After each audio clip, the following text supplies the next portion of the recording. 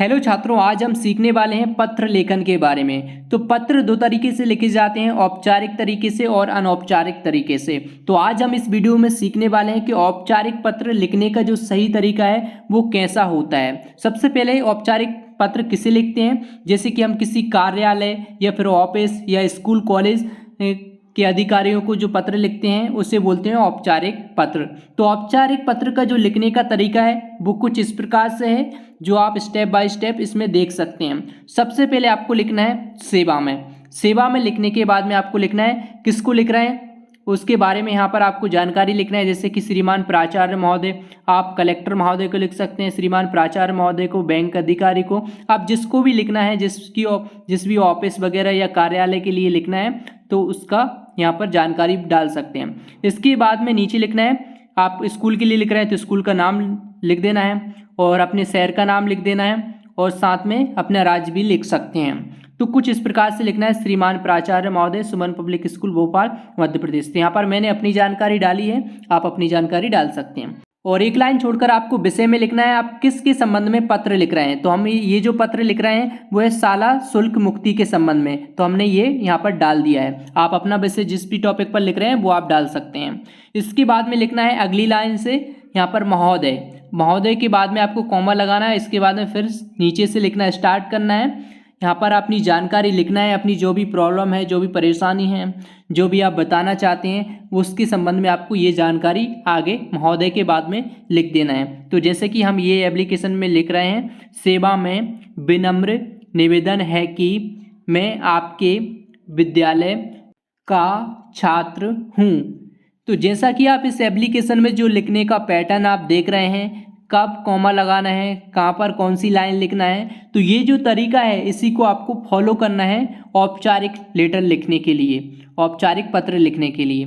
तो इसके बाद में आगे लिखना है आपको कक्षा 10वीं का छात्र हूँ। आप जिस भी कक्षा में पढ़ते हैं वो आप कक्षा यहाँ पर आप लिख सकते हैं। और मेरे पिताजी एक दुकान पर नौकरी करते हैं, उन्हें मासिक वेतन मात्र 5,000 मिलती है। तो आपकी जो भी परेशानी है, जो भी आपकी दिक्कत है, वो इसमें आपको अपने हिसाब से लिखना है, अपने अनुसार। और इसके बाद में आगे से आपको लिखना है इतने कम वेतन से परिवार की रोजी रोटी की समस्या बड़ी कठिनाई से हल हो पाती है।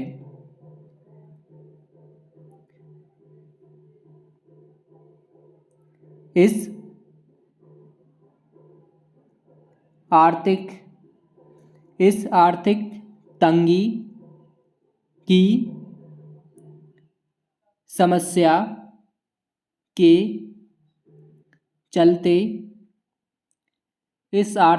की समस्या के चलते मैं अपनी पाठ्य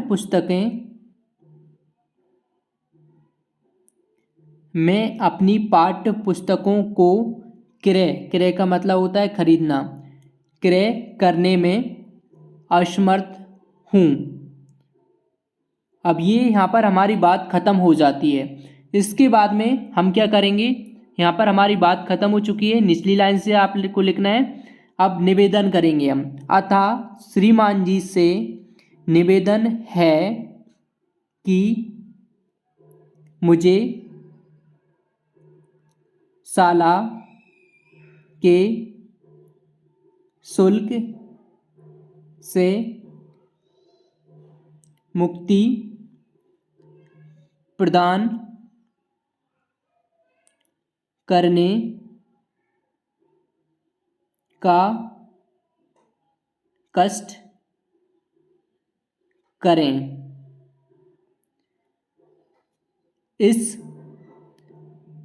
कृपा के लिए मैं सदैव आपका आभारी रहूँगा। ये लिखने के बाद में आपको यहाँ पर लिखना है प्रार्थी। प्रार्थी मतलब होता है आप कौन प्रार्थना कर रहा है उसका नाम लिखना है, अपना नाम लिख देना है और अपनी कक्षा डाल देना है। इसके बाद में आपको दिनांक डाल देना है।